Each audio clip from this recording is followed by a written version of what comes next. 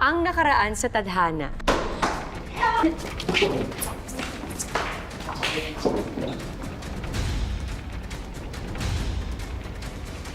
Sinisiraan ako ni Carl! Palibhasa kasi, naging magkaibigan na tayong dalawa, kaya nila ako sinisiraan.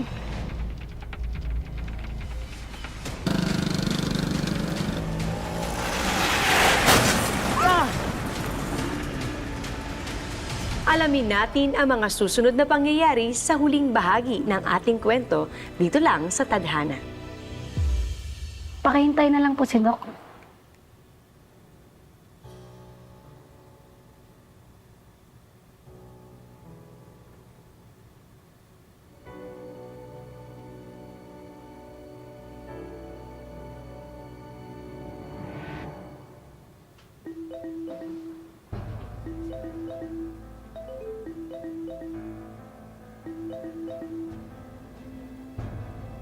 Carl, please lang, tigilan niyo na ako ni Naki.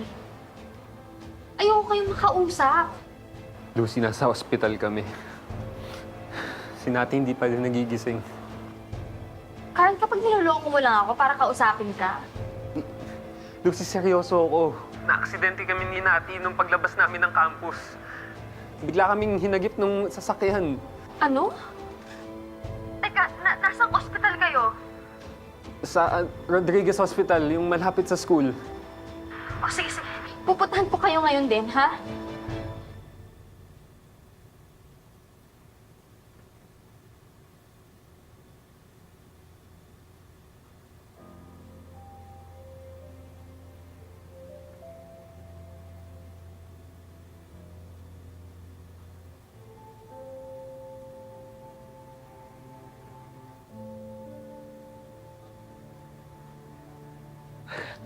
Nati. Si Lucy. Tinawagan ko na papunta na daw siya. Ikaw. Okay lang ako. Nati, Carl. Lucy. Ligtas na tayo. Ano ka ba, Carl?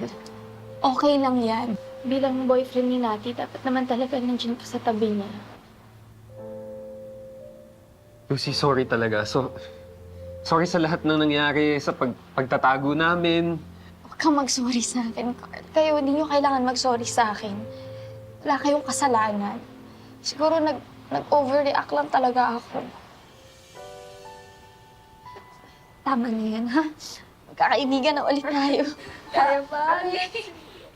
Go! Oo, yung kamay ko. Ay, teka na. Ako naririnig tayo sa kabila. Huwag masyadong maingay. Kaya talaga. Salamat, Lucia. Hindi talaga namin intensyon masaktan ka. Promise. Hindi ko talaga maalala yung mga nangyari sa ChemLab. Naaalala ko lang, nag-uusap kami ni Carl. Pinag-uusapan namin yung tungkol kay Helen. Tapos, biglang may kumaluskos. Tapos lumabas kami. Tapos pagbalik namin, biglang nawalan kami ng malay. Bukod din dun sa ChemLab, pakiramdam ko din, sinadya talaga nung bumangga sa amin na banggain kami. Kasi, imposibleng coincidence eh. Imposible talaga. Naaalala ko lahat. Puting SUV, tapos maitim yung tint. Lucy, mag-iingat ka ha. Mag-ingat ka kay Helen.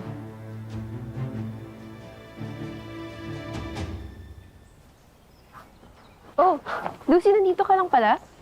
Ano yan? Gaaral lang ako ng chemistry. Hirap niya kasi. Gusto mo ako na lang tumulong sa'yo mag-review? Ay, hindi, kasi favorite subject ko chemistry. But since wala na si Nati tsaka si Carl, ako na lang tutulong sa'yo mag-review. Ano sa tingin mo? Dali, ako na lang.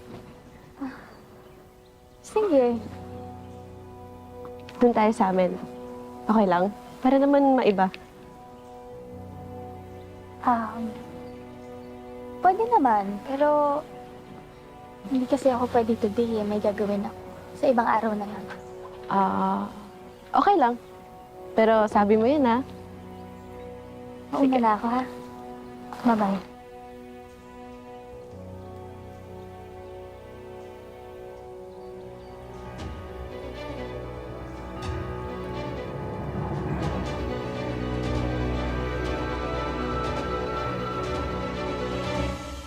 Zen,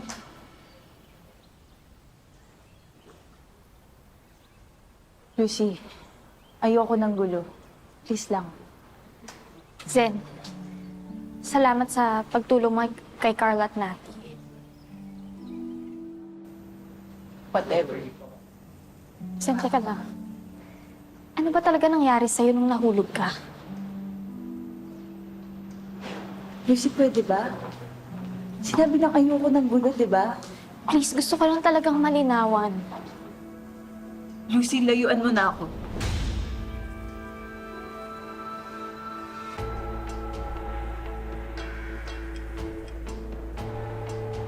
Mauna na ako.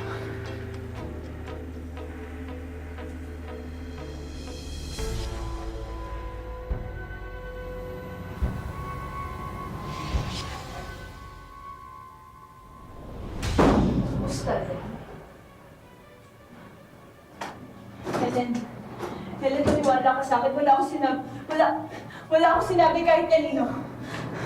Kahit kanino mo, Lisa, walang maniniwala sa'yo. Pagwara ang katulad mo. Ultimo tatay mo ayaw sa'yo. Helen, maawa ka na, mapaalisin mo na.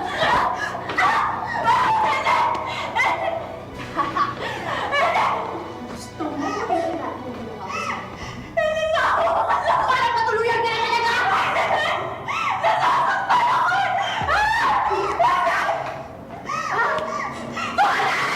Huwag kang maingay! Huwag kang maingay!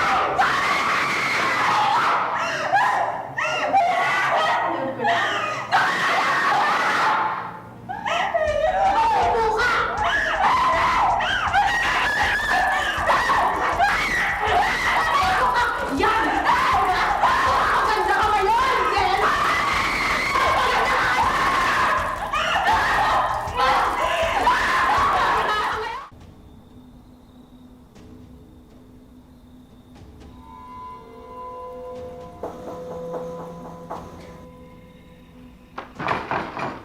Lucy, pasok ka. Nahirapan ka bang hanapin yung bahay namin? Hindi naman. Tara.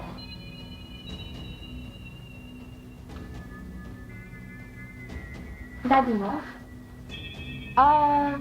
Oo. Hayaan mo na siya. Halika na. Halika na.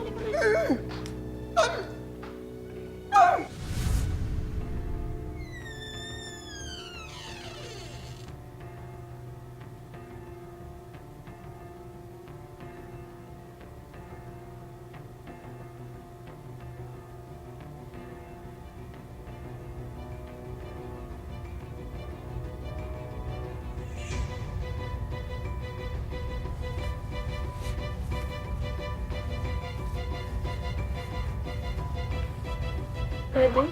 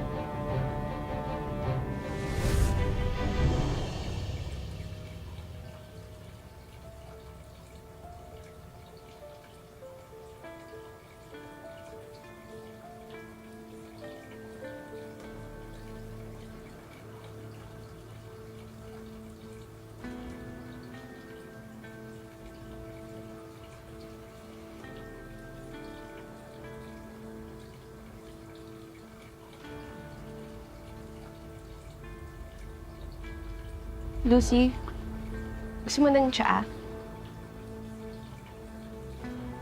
Salamat. Sige, lagay ko na lang dito.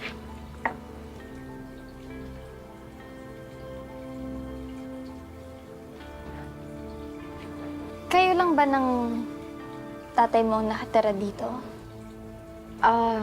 Oo, matagal na kaming iniwan ng mommy ko. 16 pa lang ako.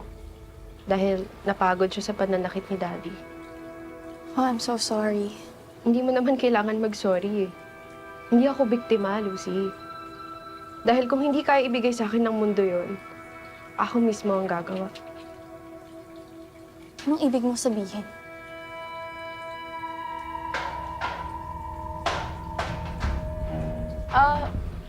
Teka lang baka nagugutom na kasi si Daddy. Balikan kita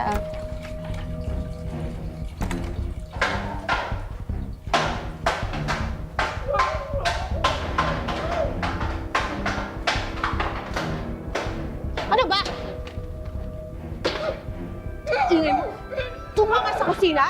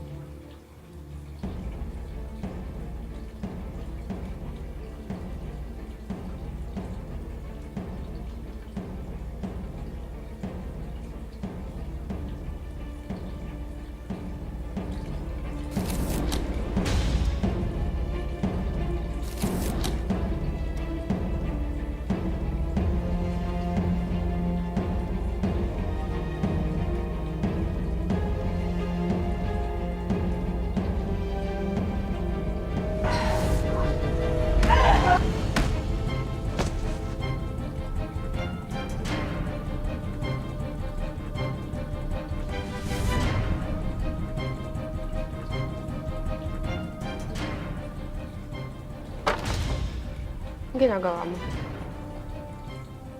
Wala ba nagturo sa'yo na huwag kang makialam ng gamit ng iba? Helen, ano yan? Kakasabi ko lang kanina, di ba? Hindi ako biktima. At ikaw na rin nagsabi. Walang biktima kung hindi ka magpapabiktima. Helen, bakit mo ginagawa to? Para sa'yo. Para sa akin.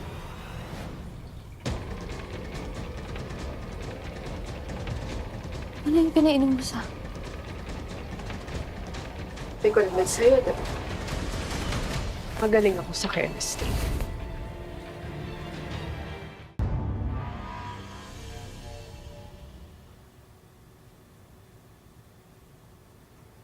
Zen! Ay, huwag kang matakot. May sasabihin na kami. May kutob kasi kami ni Carl na yung bumangga sa amin tapos yung tumulak sa'yo sa roof deck. Isang tao lang. Sabihin mo nga sa amin, Zen. Si Helen ba yung tumulak sa'yo?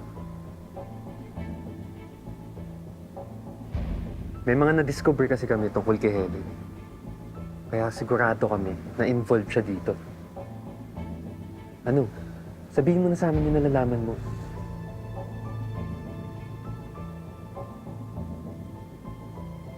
Kailangan malaman to ni Lucy. Para layuan niya ng psycho na yun.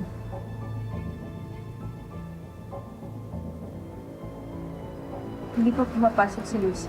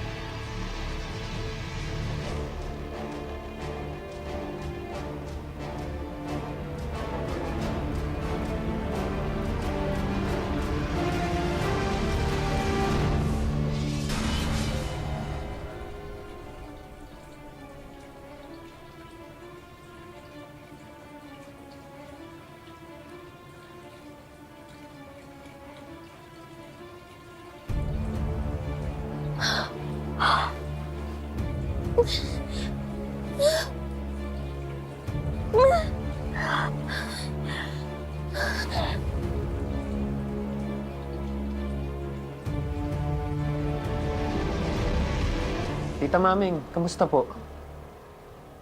Oh, Nati, kain ko. Tita, sabi niyo po sa phone, hindi pa po umuwi si Lucy? Oo eh. Nag-aalala na nga ako kasi pag uwi ko from night shift kagabi, hindi ko na siya inabutan dito. Kala ko naman nagpunta lang sa school. Pero sabi niyo, di ba wala siya sa klase, kaya kinabahan na ako talaga eh. Asan na kaya siya? Tita Maming, wala po ba siyang sinabi kung saan siya pupunta, anong gagawin niya? Pupunta daw siya sa bahay mo. Helen ba yun? Oo. Nagpupunta dito yun eh. Nag-aaral sila pero sabi nila para maiba naman daw. Doon naman sila mag-aaral sa bahay ni Helen.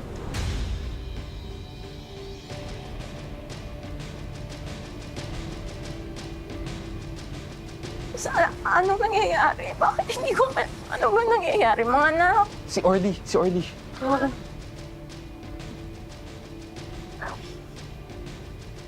Teka lang po ah.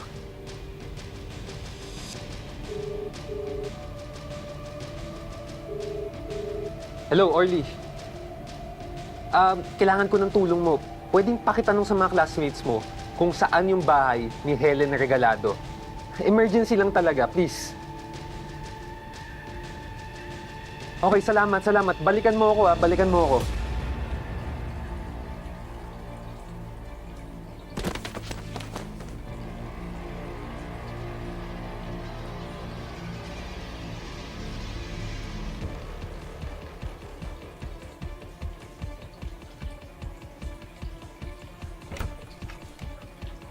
Ang layo na ng narating mo, ah.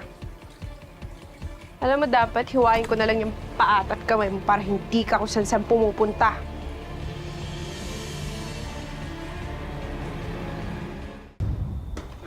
Ito yun. Black tint. Puting SUV. Ayan oh, ito yun eh. Sige na, kabukin mo na dito. Wait lang, tanga. Meron mo yung gold eh. Hindi naman gumagana eh.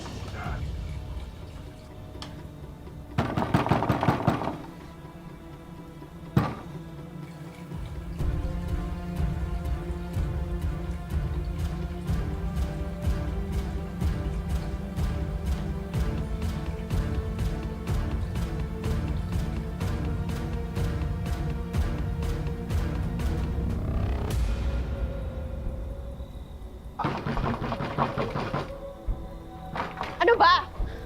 Asan si Lucy? Wala siya dito. Pwede ba? Nag-aaral ako. Sabi ni Umalis Tita na kayo. Mami, nagpunta daw siya dito. Pwede ba? Umalis na kayo. Teka lang, Helen!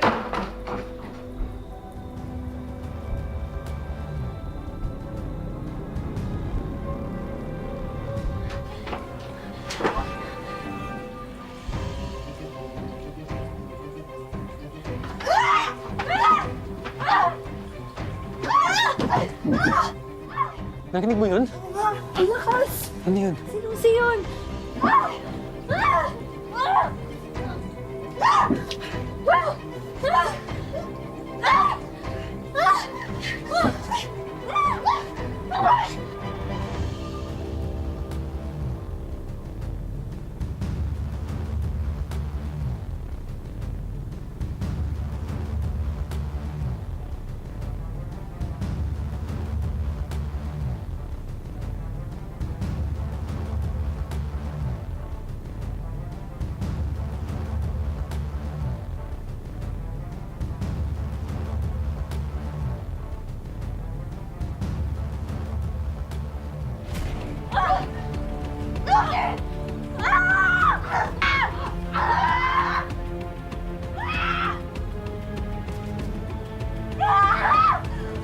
Lucy!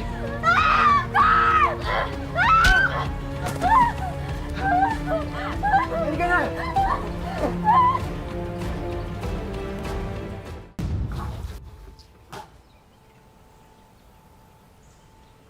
Ano, may balita na ba kung nahanap na si Helen?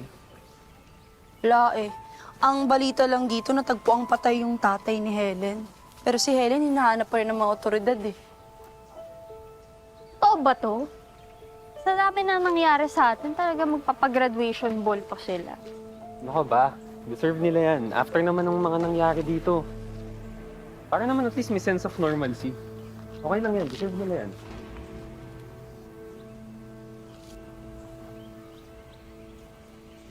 Totoo naman. Sino ba kasi ka-date mo? Wala. Wala naman akong jowa eh. Alam ko na, paano kung tayong tatlo na lang? Oo nga. Ayoko. Gagawin niyo lang akong third wheel. Tsaka kaya ko naman, strong independent ako, no? Ang ganda mo. Thank you. Catriona Gray. Grabe!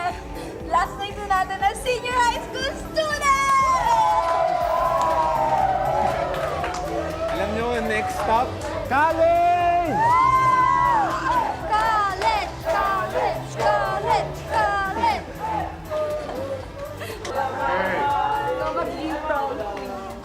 Everyone, it's time for us to announce our graduation king and queen.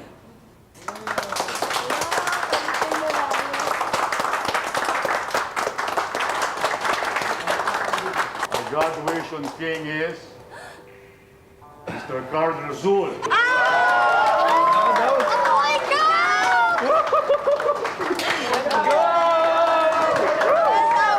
Best friend!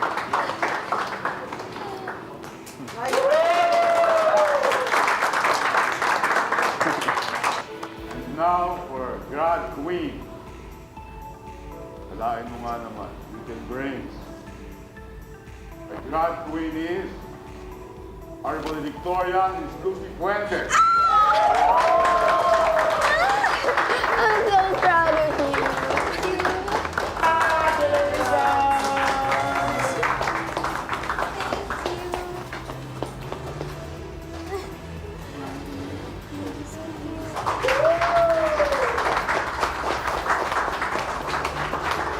Congrats, Lucy. Thank you.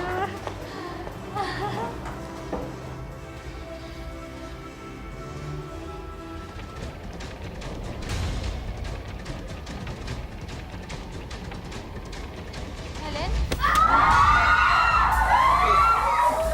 Ayun, lalapit.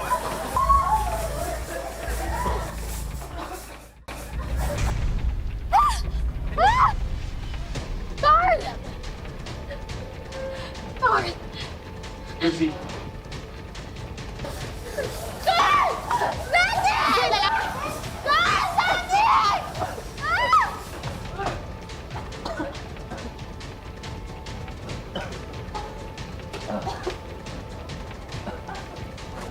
natin.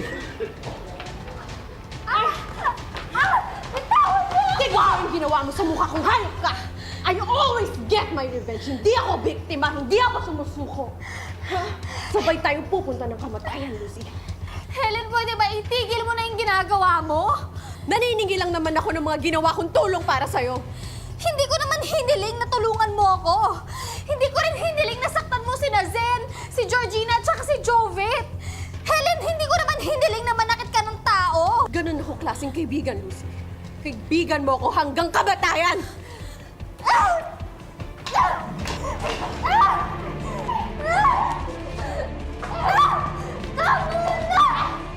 Tama na!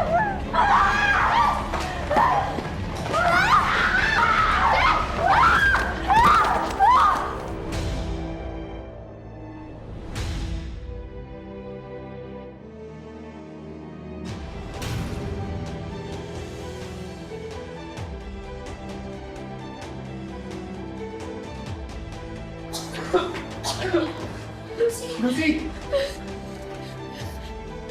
Okay ka lang? Si Helen.